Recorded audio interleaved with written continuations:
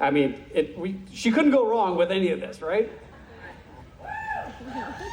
What do you think? I always leave that, I'd say this before, I leave it to Amy and Dan because, maybe they'll change it if there's something that comes back in a generation or something like that, or if the show does come back, but yeah, it's kind of them to say if they want to say who it is or who it's not, or, maybe again, something new with your pitch there, so.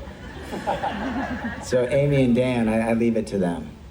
It does change over time as the story potentially changes in my head. I think that if he was with Odette and if he kind of felt like, that's not the right one for me, and he was in a place now in his life where he could pursue that and not think about the business, but think about his own life, then I think Rory would be the one for him, and he could pursue that in a way that maybe Rory would say, oh, now this guy's actually ready. So that's just kind of how, if I were to jump in the future, that's kind of how I think about it. But, when it happened, neither of them were ready for that at that particular point. So the ending that we currently have is the right ending for where they were, I think, in their lives.